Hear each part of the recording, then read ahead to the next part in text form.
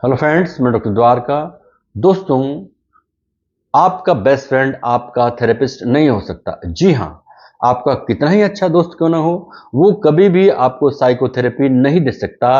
एक मनोवैज्ञानिक सलाहकार होने के नाते मैं ये बिल्कुल क्लियर कर देना चाहता हूँ। लगातार हमें बहुत सारे कमेंट्स ऐसे आ रहे थे कि हम हमारे दोस्तों से जब मिलते हैं तो हमारी एंजाइटी कम होती है, हमारा स्ट्रेस कम होता है। लेकिन बहुत सारी ऐसी प्रॉब्लम है, उनमें भी हम दोस्तों से मिलते हैं लेकिन हमें कोई फ़ायदा नहीं आ रहा। तो ये बिल्कुल क्लियर करूँगा। एक साइकोलॉजिकल काउंसलिंग का जो मेरा जॉब है, उसके बिहाफ पे मैं ये कहना चाहूँगा कि अधिकांश जो थेरेपिस्ट हैं, वो जितनी भी मनोवैज्ञानिक समस्याएँ हैं, उनके लिए थेरेपी देने का कार्य करते हैं, उनको ठीक करने का कार्य करते हैं और तब जाकर के जो साइकोलॉजिकल प्रॉब्लम होती है, चाहे वो किसी भी तरह की क्यों ना हो, वो धीरे-धीरे कम होने लगती है। उसमें एक टाइम लगता है, उसमें एक आपको समय देना होता है, उस उनकी एडवाइस को फ़ॉलो करना होता है। जहाँ तक हम बेस्ट फ्रेंड की बात करेंगे, तो दोस्त थेरेपिस्ट नहीं हो सकते। दोस्ती दोनों तरफ़ा होती है, दो तरफ़ा होती है। एक दोस्त दोस्त को समर्थन देता है, अपने दोस्त को वो चाहता है कि ये प्रोत्साहित होता रहे, मोटिवेट होता रहे और दोस्त भी जनरली अपने अनुभवों के आधार पर ही ऐसा करता है, जिसे एक जो थेरेपिस्ट है वो बिल्कुल ऐसा नहीं करता, वो उसके लिए प्रतिबद्ध है। वो अपने प्रोफ़ेशनलिज़्म के चलते ऐसा नहीं करता। एक अच्छा दोस्त कभी भी आपके लिए थेरेपिस्ट नहीं बन सकता या वो ये नहीं कह सकता कि मैं तुम्हारे लिए एक थेरेपिस्ट की तरह एक बेस्ट थेरेपिस्ट हो सकता हूँ। कभी भी ये नहीं कहेगा वो कि मैं आपके लिए एक बेस्ट थेरेपिस्ट हो सकता हूँ। ठीक ऐसे ही एक थेरेपिस्ट कभी भी आपका बेस्ट फ्रेंड नहीं हो सकता। ये सच है कि दोस्त जो हैं वो एक सपोर्ट सिस्टम की तरह कार्य करते हैं। जब भी आपको कोई चिंता, तनाव या डिप्रेशन की स्थिति होती है, वो एक अच्छी सलाह देते हैं, आप उनसे डिस्कस करते हैं, बहुत रिलैक्स महसूस करते हैं। लेकिन अगर ये क्रॉनिक वे में हो रहा है और फिर भी आप दोस्तों की सलाह लिए जा रहे हैं, तो ये आपके लिए जोखिम की स्थिति हो सकती है। तो आपको वो बेस्ट रीज़न, वो बेस्ट आधार मैं आपको आज बताऊँगा, जो ये बताएँगे, ये क्लियर कर देंगे कि जब आपको क्रॉनिक प्रॉब्लम होती है कोई भी तरह की, चाहे वो एंग्ज़ायटी क्यों ना हो, चाहे तनाव हो, अवसाद हो, डिप्रेशन हो या और बहुत सारी ऐसी साइकोलॉजिकल प्रॉब्लम है, तो उस स्थिति में आपको क्यों थेरेपिस्ट के पास जाना चाहिए, क्यों ज़रूरी है? तो खास नंबर 1, थेरेपिस्ट एक ट्रेन्ड व्यक्ति होता है, जबकि दोस्त नहीं होता। थेरेपिस्ट एक ट्रेंड होता है, कुशल व्यक्ति होता है, प्रशिक्षित व्यक्ति होता है। उसे पता होता है कि जो उसका पेशेंट है या क्लाइंट है, उसकी समस्या क्या है, उसका समाधान कैसे करना है। वो एक क्लाइंट के लक्षणों को देखता है, उसके बिहेवियर के तौर तरीकों को देखता है और वो उनको देखने के बाद वो 3 से 4 सेशन के बाद इस डिसीजन पे आता है कि मुझे अब क्या थेरेपी देनी है।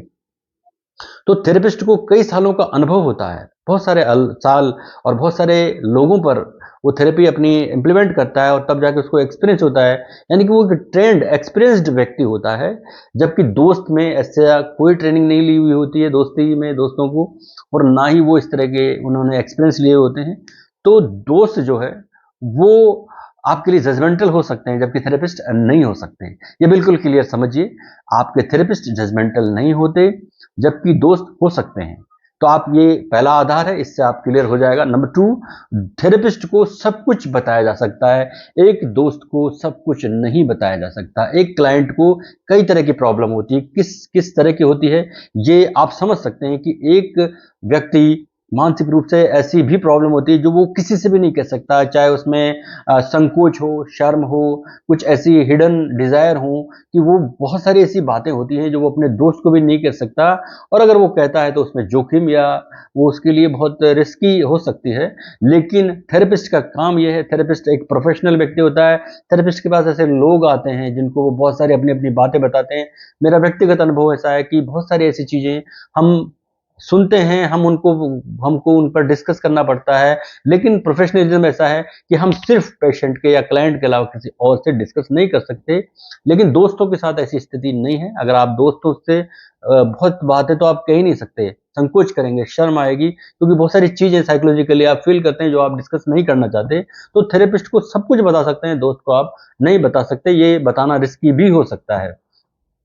नंबर 3, दोस्त को स्वार्थ हो सकता है, थेरेपिस्ट को कोई स्वार्थ नहीं हो सकता। ये बहुत ही क्लियर है। दोस्त आपके लिए एक निष्पक्ष थर्ड पार्टी की तरह कार्य कर सकता है। ये भी सच है कि दोस्त एक निष्पक्ष थर्ड पार्टी की तरह कार्य कर सकता है।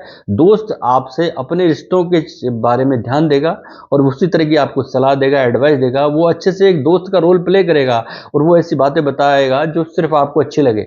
आपको अच्छी लगे, न कि आपके लिए उचित हो। वो, ये मेरी बात पे आप गौर करिएगा, वो आपके लिए वो चीज़ें ज़्यादा बताएगा जो आपको अच्छी लगे, आपको रिलैक्स फील हो, लेकिन आपके लिए उचित है या नहीं है ये वो इस पर ज़्यादा ध्यान नहीं देगा। और यहीं आपको ये फ़र्क करना होगा कि थेरेपिस्ट ये ध्यान देगा कि आपके लिए उचित क्या है, अनुचित क्या है। तो ये बहुत खास डिफरेंस है। तो ऐसी स्थिति का फ़ायदा जनरली दोस्त, बहुत बार जब सब रिश्ते एक जैसे नहीं रहते, तो बहुत बार ऐसी स्थितियां आती हैं कि दोस्त, अगर हम सब कुछ डिस्कस करते हैं तो बहुत सी चीज़ें ऐसी डिस्कस हो जाती है जो हमारे लिए रिस्की हो जाती है, क्योंकि सेल्फिशनेस हर व्यक्ति में, ये मानवीय गुण है, मानवीय प्रकृति है, और वहाँ हमें बहुत सारा रिस्क का सामना करना पड़ सकता है। तो दोस्त स्वार्थी हो सकते हैं एक स्टेज पर, एक स्थिति के बाद। जनरली ऐसा कम होने के चांस होते हैं, जो बेस्ट फ्रेंड होते हैं वो ऐसा नहीं करते, लेकिन कभी कभी कुछ स्थितियां ऐसी होती है जहां पर इस समस्या का सामना करना पड़ सकता है। तो इसका आप ध्यान रखिए। नंबर 4, दोस्त आपको बीच में भी छोड़ सकते हैं, लेकिन थेरेपिस्ट नहीं छोड़ सकते। सभी जानते हैं, आप पूरी दुनिया जानती है कि चाहे दोस्त हो, रिश्ते हो, भाई हो, बंधु हो, कोई भी हो, सब में कुछ न कुछ सेल्फिशनेस होता ही है, स्वार्थ होता ही है, जो कभी न कभी किसी भी समय अपने आपके बीच में आ सकता है और सब चीज़ें बदल सकती हैं। दोस्त आपका साथ छोड़ भी सकता है। कुछ ऐसी आपकी ट्रीटमेंट में, थेरेपी में ऐसी स्थितियां आए कि दोस्त जनरली साथ छोड़ भी सकते हैं, लेकिन एक थेरेपिस्ट नहीं छोड़ सकता जब तक कि आप उन्हें साफ साफ क्लियर मना ना कर दें कि आपको मुझे आपकी कोई ज़रूरत नहीं है। तो एक ये स्थिति जो है, ये बहुत ही क्लियर आती है। जनरली साइकोलॉजिकल प्रॉब्लम में ये खास आती है कि दोस्त कुछ स्थितियों में आपका सपोर्ट नहीं कर पाते, वो चाहकर भी नहीं कर पाते। यदि वो करना चाहे भी तो भी कुछ ऐसी स्थितियां होती हैं, कुछ ऐसे नॉर्म्स होते हैं, कुछ स्थितियां ऐसी होती हैं कि वो साथ छोड़ सकते हैं, लेकिन थेरेपिस्ट नहीं छोड़ेगा जब तक कि आप खुद मना ना करें। नंबर 5 एंड लास्ट वन, एक थेरेपिस्ट व्यक्ति को मेंटली स्ट्रॉन्ग करता है, एम्पावर करता है, जबकि दोस्त ऐसा नहीं करता। दोस्त आपकी अच्छी लगने वाली बातें करेगा, थेरेपिस्ट सिर्फ थेरेपी ही नहीं देते, वो आपको मेंटली स्ट्रॉन्ग करेंगे, आपको एम्पावर करेंगे, ताकि आप केवल ठीक ना हो बल्कि आप अपने आप में डिसीजन ले सके अपने बारे में, अपने से जुड़े हुए लोगों के बारे में, और आप में एक क्षमता डेवलप हो। आप बहुत कुछ करने में, न केवल आप अपने प्रॉब्लम को सॉर्ट आउट करें, अपनी समस्या को ठीक करने की स्थिति में आए, बल्कि दोबारा ऐसे ना हो ऐसी स्थिति में भी आए।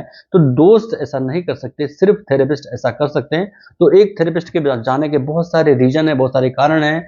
जब भी ऐसी प्रॉब्लम हो कि आप लगातार क्रॉनिक फील कर रहे हैं कि आपको स्ट्रेस हो रहा है, डिप्रेशन हो रहा है, या बाइपोलर जैसी स्थिति है, मेनिया है, या इसके अलावा स्किज़ोफ्रेनिया जैसे सिम्टम है, तो आपको तब थेरेपिस्ट की ज़रूरत ज़रूरी है ही है कि आपको एक थेरेपिस्ट से मिलना है, या आपको एक साइकोलॉजिस्ट या साइकियाट्रिस्ट से मिलना ही ज़रूरी है। तो आप इस पर गौर करें, ध्यान दें।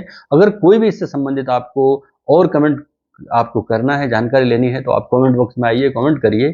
तो आज इस वीडियो में मैंने ये बताया कि दोस्त जो आपका बेस्ट फ्रेंड है, जहां आपको लगता है कि आप सब कुछ अच्छी जानकारी अपने शेयर करते हैं और रिलैक्स फील करते हैं, लेकिन फिर भी कुछ स्थितियों में थेरेपिस्ट की जरूरत पड़ती है, तो आप वहां आपको जाना चाहिए। बेहिचक एक थेरेपिस्ट से मिलना चाहिए, अपनी बातें बताना चाहिए।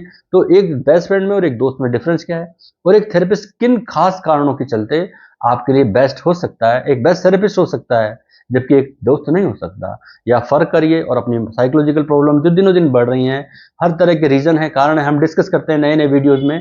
तो आप एक थेरेपिस्ट के पास जरूर जाएं और अपना ट्रीटमेंट कराएं। और भी कोई जानकारी लेनी हो तो दोस्तों, आप किस तरह के वीडियो देखना चाहते हैं ये भी कमेंट करके मुझे बता सकते हैं, और मैं आपके लिए बेस्ट से बेस्ट जानकारी आपको अवेलेबल कराने की पूरी कोशिश करूंगा। मेरा आज का वीडियो नहीं सकता दोस्तों, धन्यवाद, नमस्कार।